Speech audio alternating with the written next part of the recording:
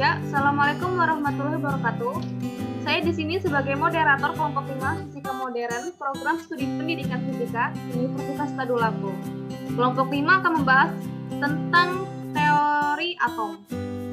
Anggota dari kelompok 5 sendiri yaitu ada Nuraini yang akan membahas slide ketiga, ada Nurul Azani yang akan membahas slide ke-14 sampai 15, ada Nur Azizah Putri Febrianti yang akan membahas slide ke-8, ada Orsida Zafira Putri yang akan membahas slide ke-16, ada Oktavia Putasari atau saya sendiri sebagai moderator, ada Pandap Irmayanti yang akan membahas slide ke-9, ada Putri Dian Ramadan yang akan membahas materi ke-7, ada Ramlah yang akan membahas slide ke-11, ada Rani Afrianti yang akan membahas materi ke-13, ada Revinda Oktavia yang akan membahas slide ke-12, ada Rustina Aprilia yang akan membahas slide 5 dan 6, ada Salsabila Wardatus yang akan membahas slide ke-10, dan ada Cindy Arifka Sari yang akan membahas slide ke-4. Yang pertama yaitu pengertian teori atom. Istilah atom berasal dari kata sifat bahasa Yunani yaitu kuno atau atomos yang berarti tidak dapat dibagi. Para kimiawan pada abad ke-19 mulai menggunakan istilah ini untuk menjelaskan berat relatif dari satuan massa pada setiap unsur kimia. Setiap kelipatannya membentuk sebuah rumus yang menentukan susunan gravimetri dari molekul yang ada pada senyawa kimia. Selanjutnya ada model-model teori atom. Model-model teori atom dikemukakan oleh beberapa tokoh, yakni yang pertama model atom Dalton yang dikemukakan pada tahun 1803, kemudian model atom Thomson pada tahun 1897, selanjutnya ada model atom Rutherford pada tahun 1911, dan dilanjutkan pada model atom Bohr yang dikemukakan pada tahun 1915, dan dilanjutkan lagi dengan model atom teori modern pada tahun 1892 hingga tahun 1987. Yang selanjutnya, kita akan membahas mengenai model atom dari Dalton. Pengembangan konsep atom secara ilmiah dimulai oleh John Dalton. Pada tahun 1803, John Dalton mengemukakan pendapatnya mengenai teori atom, yang mana teori atom yang menurut John Dalton ini didasarkan pada dua hukum. Untuk yang pertama, hukum kekekalan massa, yang menyatakan bahwa massa total zat-zat sebelum reaksi akan selalu sama dengan massa total zat-zat hasil reaksi. Untuk yang kedua adalah mengenai hukum susunan tetap, yang menyatakan bahwa perbandingan massa unsur-unsur dalam suatu senyawa itu tetap. Pembahasan yang selanjutnya mengenai ciri-ciri model atom Dalton. Yang pertama, jenis atom. Jenis atom yang merupakan suatu bagian terkecil dari materi yang sudah tidak bisa terbagi lagi. Yang kedua, suatu unsur mempunyai atom-atom yang identik, dan buat unsur yang berbeda, atom bisa digambarkan menjadi bola pecel yang sangat kecil. Dengan perbandingan bilangan bulat dan sederhana, atom bergabung membentuk senyawa. Dan untuk ciri yang terakhir atau ciri yang keempat, yaitu pada reaksi kimia disebut juga suatu pemisahan dan penggabungan kembali atom-atom, sehingga atom tidak bisa diciptakan maupun dimusnahkan. Berikutnya yaitu kelemahan dan kelebihan teori atom Dalton. Pada teori Dalton ini, ilmuwan lebih tertarik untuk mempelajari secara mendalam mengenai atom ini, sehingga terdapat model-model atom yang lebih kompleks. Selanjutnya, kelemahan model atom Dalton. Yang pertama, atom digambarkan seperti bola pejal. Yang kedua, atom merupakan suatu partikel terkecil yang tidak dapat dibagi ya.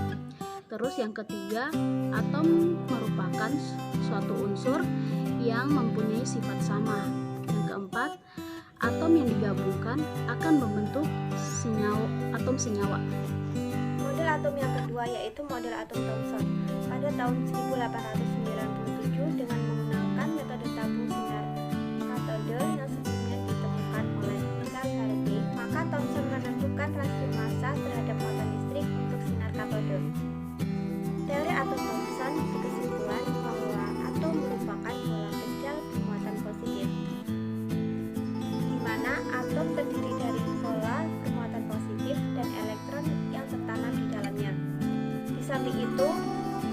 berpendapat bahwa atom yang bermuatan netral karena memiliki jumlah muatan positif dan negatif yang sama. Baik, saya akan melanjutkan penjelasan sebelumnya mengenai model atom tungsten. Untuk penjelasan berikutnya yaitu mengenai kekurangan atom tungsten. Terdapat beberapa kekurangan model teori atom tungsten.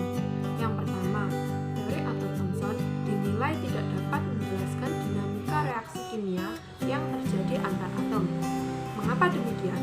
Karena pada dasarnya model teori atom tungsten tidak berumur panjang setelah dipublikasikan kurang lebih selama 10 tahun. Kekurangan yang kedua yaitu tidak dapat menerangkan fenomena penghamburan partikel alfa oleh selaput tipis emas yang dikemukakan oleh Rutherford. Dan kekurangan yang terakhir yaitu teori atom tungsten tidak dapat menjelaskan adanya inti atom. Selanjutnya merupakan penjelasan tentang model atom Rutherford. Model atom Rutherford atau yang juga dikenal sebagai model planet merupakan sebuah model atom yang dikemukakan oleh Ernest Rutherford pada tahun 1911. Fisikawan asal New Zealand ini atau Ernest Rutherford bersama dua muridnya Ernest Mastin dan Hans Geiger melakukan serangkaian percobaan untuk mengetahui susunan atom. Percobaan tersebut dilakukan dengan menembakkan sinar alfa, yaitu sinar yang berisikan partikel-partikel bermuatan positif melalui lempeng emas yang sangat tipis. Sinar alfa ini akan tertarik ke muatan negatif dan akan menolak muatan yang positif. Selanjutnya yaitu penjelasan tentang kekurangan dan kelebihan dari model atom Rutherford. Baik, pada kelebihan dari model atom Rutherford yaitu sangat mudah dipahami guna untuk menjelaskan struktur atom yang sangat rumit dan juga dapat menjelaskan bentuk dari suatu lintasan gerak elektron, kemudian dapat menggambarkan gerak elektron di sekitar inti atom. Selanjutnya yaitu kelemahan dari model atom Rutherford ini, di mana kelemahannya yaitu tidak menjelaskan stabilitas atom, di mana elektron yang berputar akan kehilangan energi kemudian jatuh ke dalam nukleus, yang mana hal ini tidak mungkin terjadi. Baik, di sini aku akan menjelaskan model atom Bohr. Niels Bohr mengajukan teori ini pada tahun 1915. Model atom Bohr merupakan modifikasi dari model atom Rutherford. Beberapa ahli kimia menyebutnya dengan teori atom Rutherford-Bohr. Model atom Bohr ini berbentuk seperti tata surya dengan elektron yang berada di lintasan orbit yang mengelilingi inti bermuatan positif yang ukurannya sangat kecil. Selanjutnya yaitu kelemahan teori atom Bohr.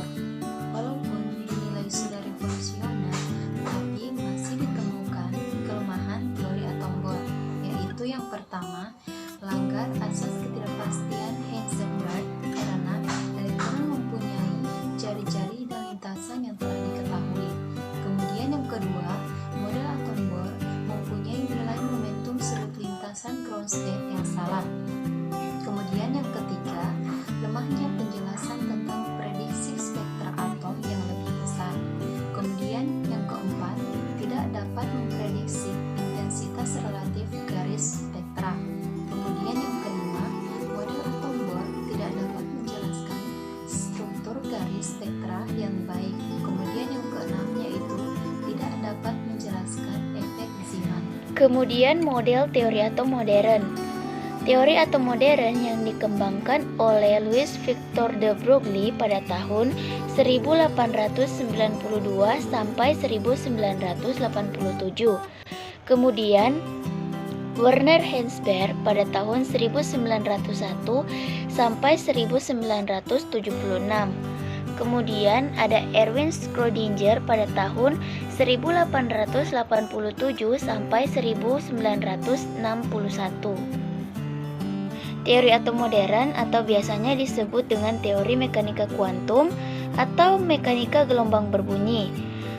Atom tersusun atas partikel subatom yaitu neutron, proton, dan elektron, di mana neutron dan proton menjadi satu bentuk inti yang padat dan disebut nukleus atau inti atom.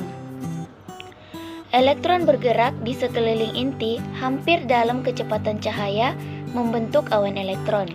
Model atom dengan orbital lintasan elektron ini disebut dengan model atom modern atau model atom mekanika kuantum yang berlaku sampai saat ini. Awan elektron di sekitar inti menunjukkan tempat kebolehjadian elektron. Orbital menggambarkan tingkat energi elektron. Orbital-orbital dengan tingkat energi yang sama atau hampir sama akan membentuk subkulit. Beberapa subkulit akan bergabung membentuk kulit. Dengan demikian, kulit terdiri dari beberapa subkulit dan subkulit terdiri dari beberapa orbital. Untuk bahasan selanjutnya yaitu pengaplikasian teori atom modern dalam kehidupan sehari-hari. Salah satu contoh aplikasi penting dari penerapan fisika modern adalah penemuan laser yang disebut sebagai light amplification by stimulate emission of radiation. Nah, laser ini merupakan aplikasi dari teori Bohr yang memodelkan lintasan diskrit dari elektron. Cahaya laser terbentuk melalui emisi radiasi elektromagnetik. Jadi pada saat elektron berpindah dari suatu tingkat energi ke tingkat energi yang lain. Ya, terima kasih kepada teman-teman yang telah menjelaskan materi tentang teori atom. Jadi, model-model teori atom yaitu ada model Dalton, ada model Thomson, ada model Rutherford, ada model Bohr, dan ada model atom modern. Sekian presentasi dari kelompok 5, kurang lebihnya mohon dimaafkan. Wassalamualaikum warahmatullahi wabarakatuh.